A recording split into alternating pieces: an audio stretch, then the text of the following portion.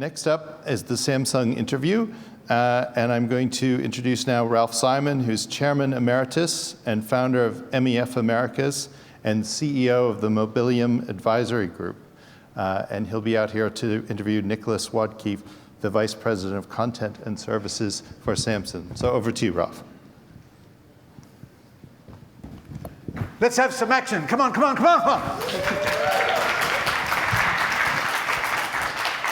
Ladies and gentlemen, I'd like to introduce you to a very, very important fellow. For those of you that are interested in the future, and particularly the future of devices, what they can do, we'd like to introduce you to the Head of Content and Services for Samsung here in Asia, Oceania, and all of Asia Pacific, Nick Wodtke. Give him a big hand.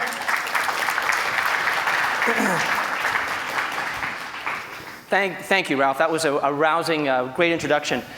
So, one of the things that I have the privilege of seeing a lot of companies that come through our doors, whether they're games companies, whether they're video companies, whether they're music companies. And probably the question that I get most and that people most often ask me is Nicholas, what makes a digital, how do I succeed in the digital space? And what do I have to do to be recognized and to be known in the digital space? So I thought today I'm going to try to answer that question. I'm not sure I'm going to do a great job. I'll do the best I can. But I think the privilege of old age also is that I start seeing pattern recognition. I've seen a lot of companies. I started recognizing patterns early on. And there's certainly one pattern that I think is particularly evident in what makes a successful company in the digital space. And that specific quality is having a point of view. What do I mean by that? So in order to be successful in the digital space, my thesis and my belief is that you have to have a point of view. So what do I mean by a point of view? What is a point of view? Well, a point of view is knowing who you are. What is it that I do? What is it that my company does better than anybody else? And by the way, it doesn't have to be content. It can be content. It can be I do digital comics. It can be a business model that company has done better than anybody else. It can be a target audience. We reach that audience better than anybody else. And I think companies, what I see so often is companies scrambling to do so much, but really stopping and taking pause and saying, what is my point of view? What is my perspective? And what it is about my core that makes us different from the rest of the digital landscape. One thing that companies don't do is they don't ask what we are not. It's a very simple question. In order to know who you are, you have to ask, what am I not? And I think people get very spoiled or they get very seduced by the concept of trying to be everything to everyone. Someone's got a business plan, they've got a great project, and they say, have you thought about streaming? Well, we're a la carte. No, streaming. Okay, good, let's do streaming. We'll do streaming and a la carte. Well, there's a really big audience in the older female. Don't ignore them. Yep, we'll do older females as well. Very few companies have the discipline and the rigor to say, something, we are not this. In order to know who you are, you have to know what you're not. So why is having a point of view so critical? What's the rationale behind it? Well, the first thing is to have a point of view in the digital space. It's critical to break through the clutter. There's so much clutter out there. This is what the US media landscape looked like in the 1950s, right? Very rational. We all know how to organize these. We've got these great content brands that organize and tell us what to watch. This is what the landscape looked like in the 1990s. All of a sudden, we have this whole universe of different types of content. We've got to sort, we've got to organize, we've got to somehow rationalize, but we can still do that, right? We can still say, well, I'm a big fan of the outdoor channel, or I happen to be a tennis fan, so I'm going to watch the tennis channel. So there's still some way of organizing our thoughts and our thinking around it. But this is what the landscape looks like today. We as humans don't have the capacity to simply manage this much content. It's impossible. Our brains aren't there. There right now, I've been told there are 800,000 apps in the Google Play Store. 800,000. I know we bout that number around, but can you imagine actually the sheer volume of trying to process that information? It is impossible. We don't have it in our capabilities. So why is that so important? Because this discoverability is going to be key to being successful in the digital space. If I own an app, if I own a digital product, whether it's a game or whether it's streaming or a learning application or a music service, how am I going to make myself relevant? How am I going to make myself noticed? How am I going to be discoverable in this new landscape? And of course, the answer is having a point of view. You have to have a point of view. You have to have a beacon, a sign, a flag, something that kind of you can raise up and say, this is who I am. I'm not trying to be this, I'm not trying to be that, but what I really do well is I just do this. If you do that, and if you have a clear point of view, you will be discovered. Because what I see so much as we look around the digital landscape is people trying to copy others. Well, gosh, Facebook's got a great business model. Let's follow them. Or, hey, Netflix seems to have got it right. Let's do a video streaming service. And the consequence of that is commoditization. And we're starting to see the results of that commoditization. And it's scary, because many people are well-funded, well-intended, and have a lot of resources to bear, but their product is commoditized. And commoditization is the antithesis of having a point of view or being able to be discovered. Another big theme in this 21st century universe is curation. So how are we, as humans, how do we identify what we like? How do we know what movies to watch or what music or what playlists? How can help me, help you? Let's help ourselves try to identify the content that resonates with us most. And of course, that's going to be done by curation. That's going to be experts who are going to do all the hard work for us. Who are going to say, Nicholas, I know you don't have time to sift through, 40 or 50 different albums and identify who the top artists. So you know what I'm going to do? I have great taste, and I'm going to do that for you. I'm going to curate that. And curation can come in so many different ways. It can come from a YouTube guy who emerges out of nowhere and becomes an expert and decides and is a taste leader, or it can come from a brand. It can come from a brand like Coca-Cola, or it can come from a brand like TLC, or it can come from a brand like the Tennis Channel. They can all be great curators. They can help me identify my tennis diet as I go through my experience. But if I don't have a point of view, how the hell am I going to be curated? We in the digital space, we need to raise our hand and say, gosh, help, I need help. I need to be curated. Curate me, please curate me. And of course, if you look like everyone else and you smell like everyone else and you act like everyone else, no one's going to be able to curate you. So give yourselves an opportunity to be successful by being curatable. And again, being curatable means you have to have a point of view. You have to have a perspective. Here's a couple of companies I just randomly picked, but I think they're great companies for a variety of reasons, because they've got a point of view. What does Path do? Path had a great process. They said, something, we're not Facebook. We're only limiting ourselves to 150 friends. That's a concept, right? That's a profound concept. You only can have 150 friends in that world. Machinima, another great company. They say, something, we're not trying to be everything on YouTube. We're not trying to be funny cat videos, and we're not trying to be, goofy stories, or we're not trying to do best of, spoofs. They only do one thing. They just show game content, and they're hugely successful as a result. Evernote, another company that I love and use every day, they only do one thing, but God damn it, they do it well. They make it so easy for us to take notes and to have those notes available on any kind of platform. So doing one thing really well is critical.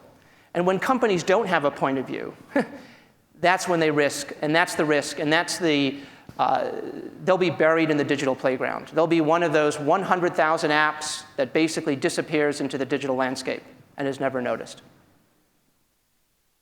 So let's assume that you buy the thesis that we have to have a point of view. Okay, we've got to have a point of view. So how do we do that? Well, the answer is it has to start at the core. You have to build a culture. Within your companies, as you think about growing digital products, you have to have at the core of it a culture that is built around that point of view. Having a clear vision. Take some of the great leaders in the digital space, Zuckerberg, for example. Reed Hastings, for example, out of Netflix. These guys are on a mission. They are so obsessive. They are absolutely obsessive about their mission. And they know exactly what their product is. So when something bounces off their product, they say, that's not us. We're this. And there was someone quoted that today. There was a great, I encourage you to read it if you want to see one of the best positions on point of view. But Reed Hastings had a 10-page document that was released about what Netflix is, what Netflix's point of view is. This is a guy who really understands their product. There is no wonder they're almost at 30 million subscribers in the United States, and they've just surpassed HBO. They have a point of view. Okay. Amanda is really pissed off that we're late, so please be on time. Thank you. Okay. I'm going to make it quick, guys. Authenticity. Be authentic, okay? Let's be authentic. Let's be quick. Let's be authentic. That means being genuine about who you are. So understand, that means you have to hire the right people. Hire supporters, don't hire detractors, okay? Build your culture to create a culture with a point of view. Doing one thing well, we've talked about that as well. So many people try to do so many things, and that's probably the biggest mistake I see in small companies, is companies trying to do too much. So simplify, do one thing really well, and it'll pay out in your favor. Eliminate distractions. So many times, companies are distracted because they're not listening to their customers. The most important thing to be successful in the digital space is you have to listen to your customers. Listen to your customers, iterate. Listen to your customers, iterate. Improve your product. Focus on the right thing. Less emails, less meetings, less PowerPoints. Cut all that stuff out and focus on your core. So where does Samsung fit in? So just to wrap up here, what are we talking about? Why a point of view? Well, the reason that it's important to Samsung is that we're a new company at a very interesting point in its inflection in its history. We're growing rapidly. We have the benefit and the privilege of having so many different devices out there, whether it's our smart televisions, whether it's our tablets, whether it's our smartphones. We have distribution, we have mind share, and we have people's attention. The problem is what we really need today is we need content. And we need people to help improve our game. We need people to bring our devices to life and to bring the Samsung and to bring the most that the consumers can get out of their smartphones or their tablets. And so where Samsung fits in is we're looking for partners with a point of view. We're looking for partners who have a very unique point of view. We don't want to support people who are commoditized or who look like everyone else. But if you're a digital company and you have a very specific perspective, whether it's a business model, whether it's a specific content, whether it's a target audience, we really want to talk to you. That's what's important to us. We are building a collection of best-in-class content partners. We think we can help across this whole spectrum. We're participating in entertainment, lifestyle, music, learning, games, and reading. We're very active in all these categories, from sports, which is in our entertainment category. We're launching new sports services. In the lifestyle, we're doing terrific stuff with photo sharing and even things around medical apps. In gaming, we're very participatory in social media and social mobile games, music, learning. Learning is a terrific category in this region. You've got a growing middle class. You've got people who are the first time to have discretionary income. Now, all of a sudden, they've got a tablet in their hands with the S Pen. What a terrific combination. Now we can actually get learning devices in front of them. We can teach them English. We can teach them new languages. We can teach them math and history. Samsung's taking a very forward position in that category as well. And also reading. We're doing terrific stuff in magazines. So I'll just close by saying is that, in summary, we can't do this ourselves. We are humble and we want to proceed with humility. We need you desperately to be successful. We need the best content providers out there. If there's one rule of thumb that I can say is that the content in the digital space that's been most successful, those who have a very specific point of view, those who have targeted an audience or have a specific product, have a point of view, it's authentic, they stand by it, and those are the people that are going to emerge out of, into Discover. They're going to be curated, and they're going to become relevant on our platform, and we'd love to work with you. Thanks. Thank you, Nick. Have a seat. So, Nick, 3 things I want to ask you. Yeah. First of all, number 1, Yes. Is it true Samsung sold 10 million S4s last month?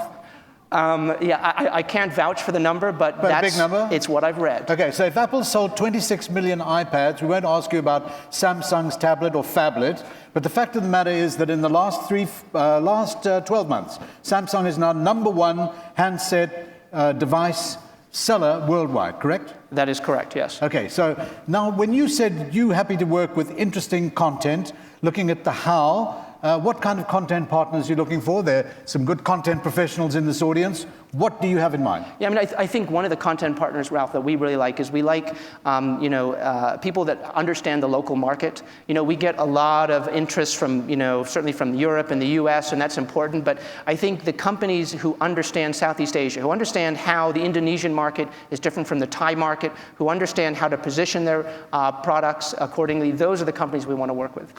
And you're device agnostic, so it's not like a company in Cupertino where you have to be in that walled garden, and if you're not, your device can't really work. Like, for example, you don't really mind which devices or which access nodes or access points, is that correct? Well, I think, listen, one of the great things about Samsung is that, we are an open platform. We use the Android platform. Right. I think that gives us a huge range in terms of the type of content we can do. We're so easy to build for. I think Android's quickly becoming the dominant platform in the space. So, I think we're very developer friendly. We spend a lot of time. We're much easier to get your apps onto our system, onto our tools. So, and, discoverability, it's easy on the Samsung. So yeah, we consider ourselves to be an easy partner to work with. So going forward, and particularly looking at the Southeast Asia region, Oceania, Taiwan, which is part of your principal responsibility, right. Yeah. If you look at the colloquial relevance in the Philippines, where Tagalog-related language is important, or for example, Bahasa in Indonesia, or Japan, wherever it might be in Asia, you see an interest from Samsung's point of view in finding content companies that look at colloquial relevance for colloquial markets in Asia? I'll give you 2 examples. So we have a product right now which is being developed by our lifestyle team called Street Beat. And we've taken the Galaxy camera. For those of you who haven't used the Galaxy camera, it is awesome. Basically, it's a camera that has 3G that allows you to link. As soon as you start taking a picture on a specific location, it immediately pegs it to a certain point on the map. We have a product called Street Beat right now we're developing for Taipei. So what that allows us to do is drag your finger across a map and have all these pictures pop up in real time. So it's hyper-local. In Taipei, where are the best restaurants? What's the fashion on the street? Where are people going to nightclubs? Hyper-local. We have another product called Discover, which is a music product where we're targeting local musicians and bands in places like Manila and Jakarta. And so it is hyper-local. It's not always about taking the US bands and bringing them here. What about global? Now, global and local. Lady Gaga is global, but Lady Gaga should be doing something local. Yeah. Would you support the idea of certain artists or content properties of people here in this audience that would want to make something glocal, but local? Yes. Yes, we would. There's always an audience for Gaga in our world. We love Gaga. Right. But no, it is true. I mean, you can never argue with the fact that, that the US puts out the best films, that some of the great artists come from Europe, and of course they've always got an audience for, in Southeast Asia. Well, some might say Korean films are really good. Old Man was a big hit in Korea and around the world. But what you're saying is really interesting. Tell us some of the key things, key territories, ideas. You spoke about that local in Taiwan that you're doing. Anything else that people here should be aware of? Well, I think we're doing a lot of things. I think one of the things that we're very excited about, for example, in the magazine space, our tablets are just wonderful devices to flip through magazines. They're big and they're glossy. We're doing some really interesting things around that where you can get a subscription service and get all your top magazines for a small monthly fee. The other thing we're doing is we're looking at the video content space. We're figuring out how to do micro payments and micro bite size because, something, if you ask someone in, Jakarta, or you ask someone in Thailand, or you ask someone in Malaysia to pay $9.99 a month, that's a big number. Big number. That's a big number. And so we're trying to figure out now is how to do those into micro payments and micro chunks. So, hey, what would I be willing to pay for if I can get access to movies on a daily basis? Or what about weekly? Or what if my soundtracks are packaged, instead of packages of 20 million soundtracks, what if they're packaged in packets of 10 or 20 soundtracks? Well, this is like what they do in India. They've got a special app called Talkies, where you just get the audio stream from very well-known Bollywood movies. This is the kind of thing, you'd look at creative ways of taking content, and you based here in Singapore, right? Yeah, no, I love that concept. In fact, I think some of the best innovations come out of constraints. Look to India, for example. I mean, you've got low bandwidth, you can't deliver video streaming, so what do? They put Bollywood movies and they put them in audio. And that's been a very successful business model, by the way. They've made a fair amount of money on that, just by streaming audio content. So I think when you look to emerging markets and you think markets that don't have 3G or Wi-Fi spots are rare to find, I think you can find a lot of innovation there. So Nick, this sounds really interesting. I had a mini eargasm listening to what you said. Really great. How about you in the audience? Sounds pretty good. So Nick, thank you very, very much for coming and giving us this sense. It's great to hear that Samsung are open for business in a much wider frame than perhaps we as the content community thought about it. So thanks for coming here. Thanks for being at Music Matters. Great to see you. Yeah. Ladies and gentlemen, please give Nick a nice warm round of applause. Thank you, Nick. Thank you very much. Thank you so much. Thanks.